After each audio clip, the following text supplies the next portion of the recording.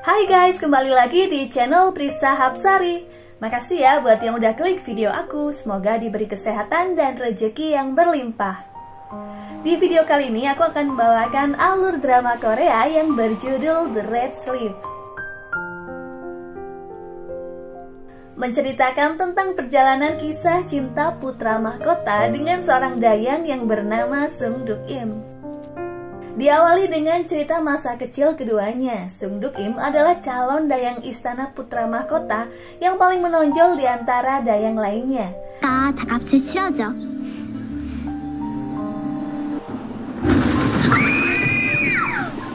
Itu karena kecerdasannya yang kerap membuat temannya meminta Duk Im membacakan buku cerita dengan imbalan sejumlah uang. Tapi suatu hari ada sidak dari dayang senior.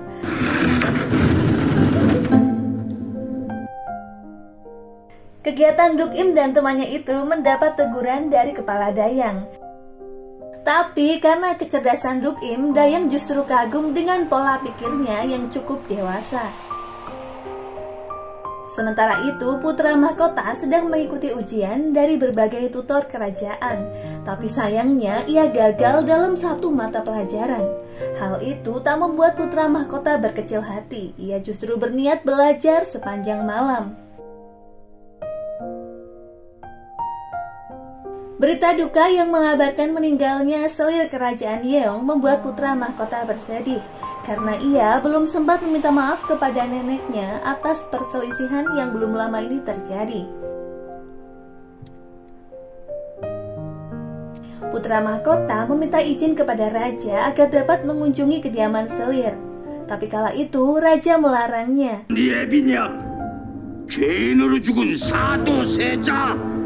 Putra mahkota akhirnya diam-diam mengunjungi kediaman selir di malam hari. Bersamaan dengan hal itu, Sung Duk Im sedang menjalani tantangan dari dayang senior untuk memberi penghormatan terakhir kepada selir Yeong. Ia pun pergi seorang diri sekalipun teman-temannya sangat mengkhawatirkan Duk Im. Karena jalan yang sangat gelap ditambah lagi rusaknya lentera yang ia bawa membuat Sung Duk Im tersesat. Ia panik tak tahu harus bagaimana lagi untuk mencari jalan menuju kediaman selir Yeong.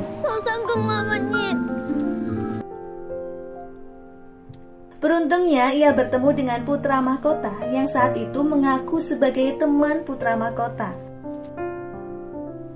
Mereka berdua kini berhasil memasuki ruangan tempat jasad selir disemayamkan.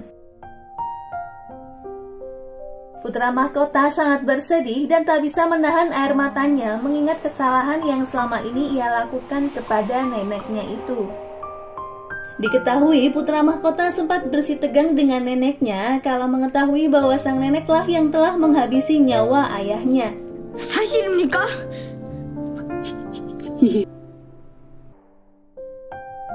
Sung Duk Im menghibur putra mahkota sehingga ia terlihat lebih tenang. Namun tiba-tiba raja datang dan akan memasuki ruangan tersebut. Mereka berdua mencari jalan keluar hingga akhirnya menemukan sebuah jendela kecil untuk kabur. Putra mahkota berhasil keluar dari jendela itu, tapi Duk Im kehabisan waktu dan akhirnya memutuskan untuk tetap berada di ruangan tersebut. 성인은 동군의 생각 쉬운데 용빈자가 해줘. Raja sangat terkesan dengan kesetiaan Duk Im yang ingin memberikan penghormatan terakhir untuk istrinya. Raja mengajak Duk Im berbincang lebih dekat dan menceritakan kisahnya dengan selir Yeong, di mana raja adalah anak dari seorang pelayan dan istrinya adalah dayang istana. Sama seperti posisi Duk Im saat ini. Raja memberi hadiah sebuah buku hasil tulisan selir Yeong tentang pendidikan moral wanita.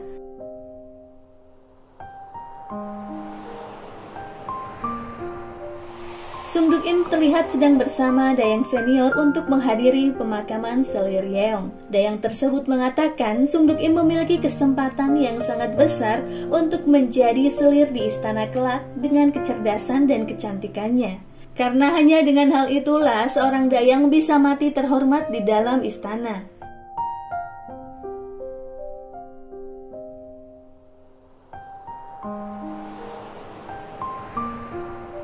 Esok harinya, Sung Duk Im sedang belajar bersama kepala dayang tentang cara yang harus ia lakukan untuk menjadi dayang putra mahkota. Tak sampai di situ saja, dayang juga memberitahu satu hal yang dianggap tabu, yaitu adanya buku yang tak boleh dibaca siapapun atas perintah sang raja, di mana buku itu berisi silsilah raja yang berasal dari keluarga pelayan. Seseorang yang membaca buku itu akan menerima hukuman yang sangat berat.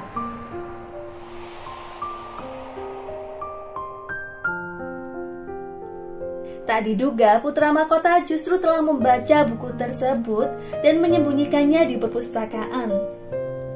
Teman putra mahkota yang bernama Hung Dukro saat itu sudah menyarankan putra mahkota untuk membakar buku itu karena takut raja akan mengetahuinya.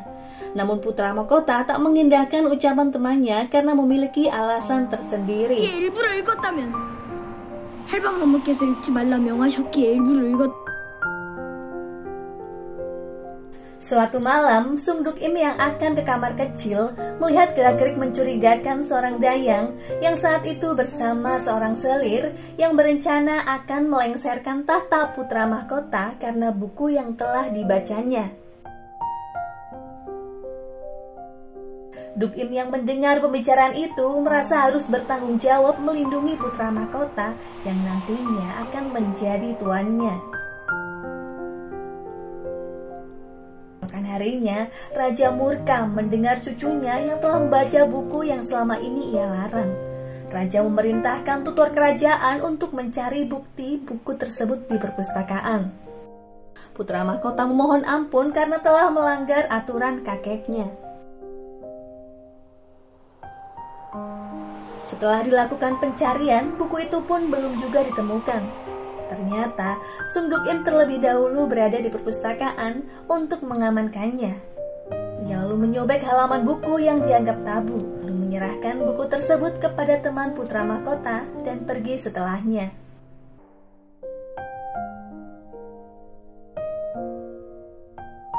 Tindakan Sung Duk Im berpengaruh besar terhadap putra mahkota, karena raja mengurungkan niatnya untuk menghukum putra mahkota. Raja justru memujinya karena putra mahkota telah menyobek bagian buku tersebut dan beranggapan putra mahkota bisa menjaga harga diri kakeknya itu. Putra mahkota merasa berhutang budi atas pertolongan temannya karena pada waktu itu temannya mengaku bahwa dirinya lah yang telah merobek buku tersebut. Putra mahkota berjanji akan membalas kebaikan Hung Dukro ketika ia diangkat menjadi raja kelak. Putra mahkota berusaha mencari keberadaan dayang kecil yang pernah ia jumpai di kediaman neneknya. Tapi sayangnya mereka selalu gagal untuk bertemu. Ibu putra mahkota akhirnya memintanya untuk melupakan dayang tersebut karena akan membahayakan posisi keduanya di istana. Waktu diputar 15 tahun kemudian, di mana Sung Duk Im kini menjadi dayang cantik yang juga masih menyimpan robekan buku milik putra mahkota. Ia yang kala itu akan menuju istana harus melewati jalan setapak yang sangat sepi. Ia pun terpeleset karena tersandung ranting pohon.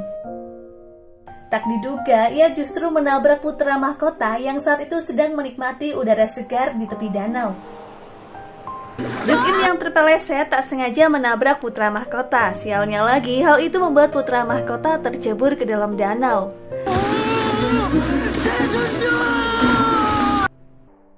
Ia lalu meminta maaf atas kecerobohannya yang dapat membahayakan putra mahkota.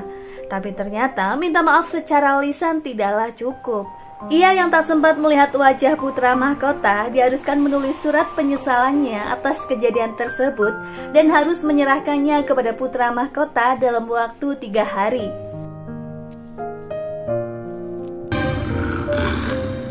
쫓아라, 전. Wilayah Hanseon saat itu rupanya sedang tidak aman karena ancaman seekor harimau yang kerap menyerang warga.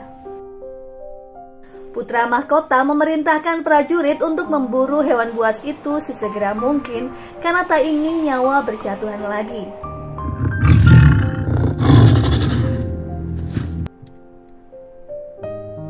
Belum sempat harimau itu ditemukan, masalah pun muncul dengan ditangkapnya beberapa penyusup yang memberikan surat yang berisikan bahwa putra mahkota tak pantas menjadi raja selanjutnya karena ayahnya yang merupakan seorang penjahat.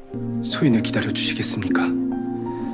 Bokro berjanji akan mencari penyusup tersebut dan meminta putra mahkota merahasiakan ini dari raja. 께서 이 익명서의 내용을 아시는 것이 득이 될지 해가 될지 판단이 서질 않습니다. 됐어. 완벽해. Esok harinya, Duk-im berniat menyerahkan surat permohonan maafnya.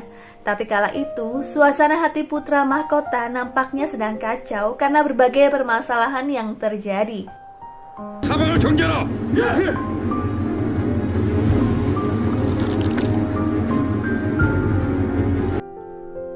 Duk-im mengurungkan niatnya untuk menemui putra mahkota.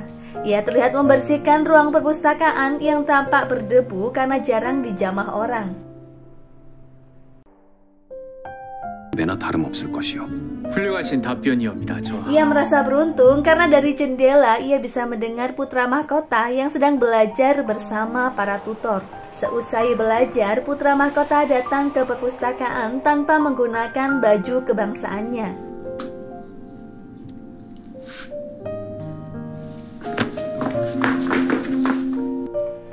Hal itulah yang membuat Duk-im mengira putra mahkota adalah pegawai kerajaan. Duk-im sangat kesal karena ruangannya yang sudah bersih jadi kotor lagi oleh sepatu putra mahkota. 하지 마라. 이거 더럽습니다. 더러운 거 아니까 그만하라고. Putra mahkota mengorek info tentang adanya orang mencurigakan di sekitar tempat belajarnya. Duk-im hanya terdiam karena merasa tak penting untuk menjawab pertanyaan seorang pria yang baru saja dikenalnya. Putra mahkota memberi Duk-im sejumlah uang agar bersedia membantunya memberikan informasi tentang siapa saja yang kerap mengunjungi perpustakaan. Tapi Duk-im justru mengusir putra mahkota dengan sapu.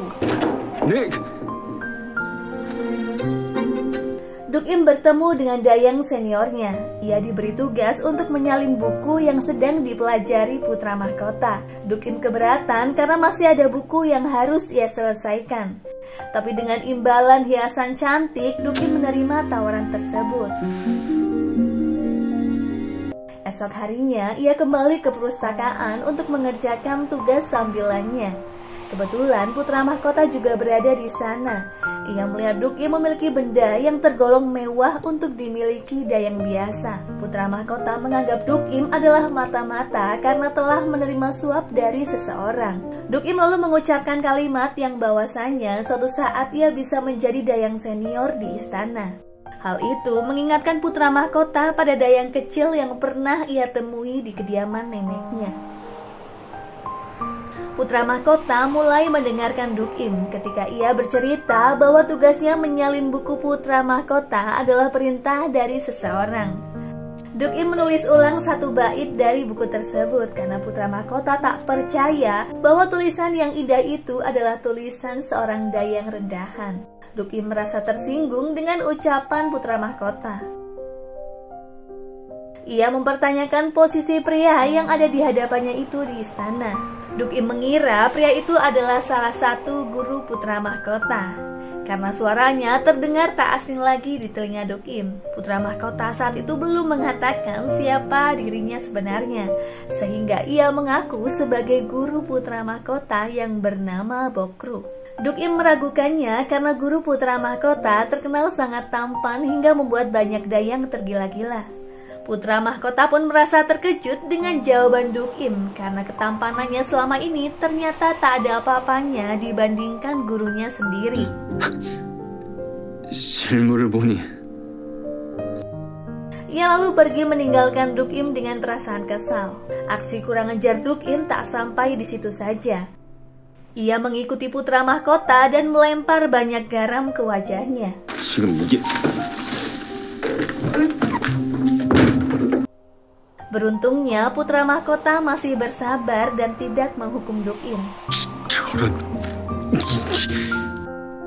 우전의 시중은 누가 드는가? 상공들이 나인들의 일을 대신한다 합니다. Bukro mengajak putra mahkota untuk mengunjungi festival Dayang Istana yang akan digelar beberapa hari lagi. Terlihat para Dayang Istana bersukacita menari, menerbangkan balon udara hingga memasak makanan istimewa. 나를 미워하신다. 자애가 깊어질수록 Sung Duk-im menunjukkan kebolehannya untuk membacakan sebuah buku cerita. 어찌하여 부왕께서는 나만을 미워하실까? Semua Dayang sangat antusias untuk mendengar pendongeng Duk-im di atas panggung. Kala itu menceritakan kisah seorang raja yang membenci anaknya. Putra mahkota seketika teringat akan mendiang ayahnya yang memiliki kisah yang mirip dengan buku yang dibaca Duk-im. Ayah putra mahkota merasa tak dianggap karena raja sangat itu lebih menyayangi cucunya, sehingga putra mahkota sangat dibenci oleh ayahnya sendiri.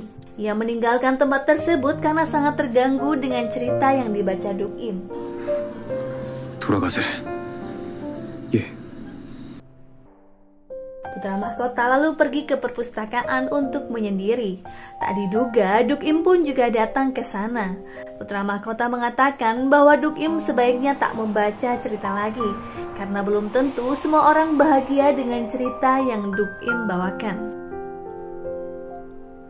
Keesokan harinya, Duk-im menyerahkan surat permohonan maafnya kepada putra mahkota. Namun ia harus kecewa karena gagal menemui putra mahkota setelah mencarinya di 3 tempat. Ia yang saat itu putus asa akhirnya bertemu dengan Dayang yang mengantarnya menemui putra mahkota. Duk-im menyerahkan surat tersebut, tapi putra mahkota mengerjai Duk-im dengan mengatakan surat yang dibuatnya salah besar sehingga harus diperbaiki. Rupanya putra mahkota masih jengkel dengan sikap Duk-im yang mengusirnya di perpustakaan. Duk-im yang sampai saat itu belum mengetahui wajah putra mahkota hanya pasrah dan kemudian pergi untuk memperbaiki surat tersebut. Duk-im yang masih mengira putra mahkota adalah guru kerajaan memohon bimbingan untuk merevisi surat permohonan maaf tersebut. Putra mahkota bersedia membantunya dengan syarat Duk-im harus mencari semua buku yang berkaitan dengan harimau.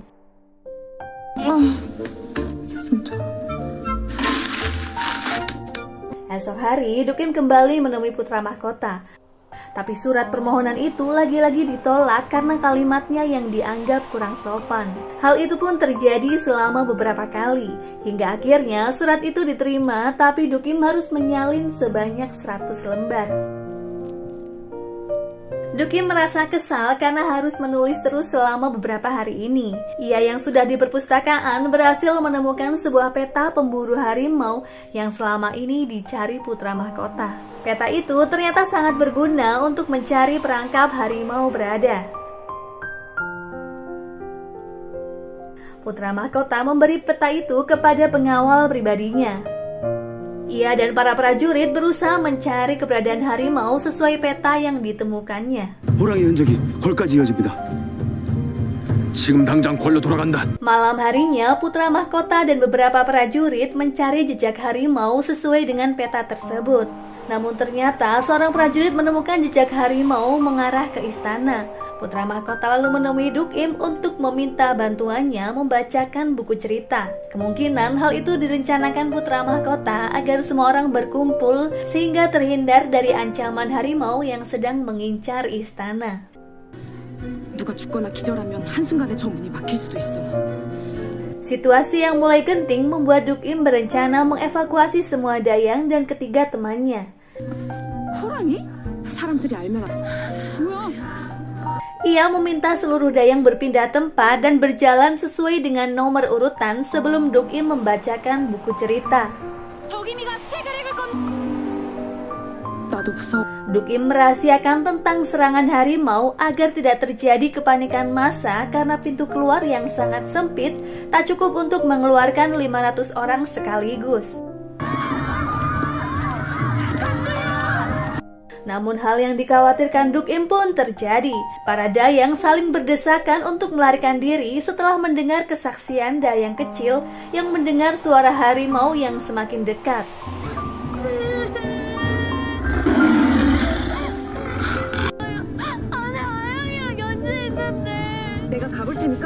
Singkat cerita, Duk Im berusaha mencari dua dayang kecil yang masih tertinggal di sebuah ruangan. Ia sangat syok melihat seorang dayang sudah tiada akibat cakaran hewan buas itu. Duk Im tak menyangka jika harimau yang berukuran sangat besar kini berada tepat di hadapannya. Beruntungnya putra mahkota menyelamatkan Duk Im dengan menyalakan api yang membuat harimau kabur.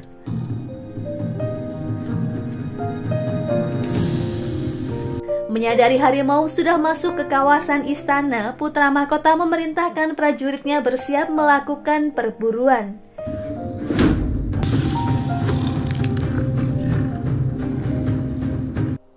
Sialnya, harimau meleset masuk ke dalam perangkap yang sudah disiapkan. Dengan gesitnya, putra mahkota berhasil melumpuhkan harimau dengan satu anak panah yang tepat mengenai bagian matanya.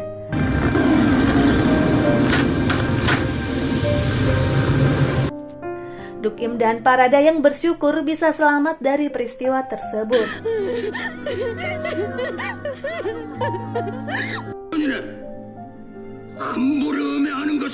Aksi heroik putra mahkota itu justru memancing amarah raja yang menilai putra mahkota lancang karena telah mengambil keputusan berburu tanpa sepengetahuan raja. Putra mahkota dihukum karena dianggap menyepelekan pasukan khusus istana dan menteri pertahanan perang. Salah satu menteri membela putra mahkota bahwa tindakan yang dia lakukan bersama prajurit terlatihnya adalah untuk menyelamatkan warga di situasi darurat. Tapi raja tetap pada pendiriannya karena hasutan sebagian menteri.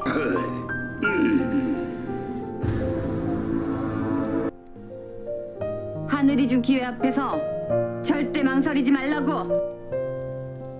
Putri Huang Huan yang juga bibi putra mahkota memanfaatkan situasi ini untuk melengsarkan tahta yang kedua kalinya.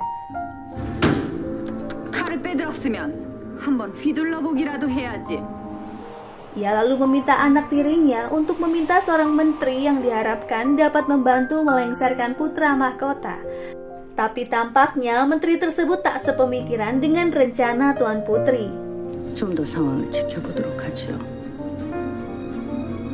Dayang senior rupanya juga ada di tempat menteri tersebut. Sepertinya Dayang senior juga ingin melengsarkan putra mahkota, tapi dengan cara yang serapi mungkin dan tidak tergesa-gesa. 작은 파문이라도 일으킨다면 지금 뭐라 하셨음? 어제 겸사서 나으리께서 소인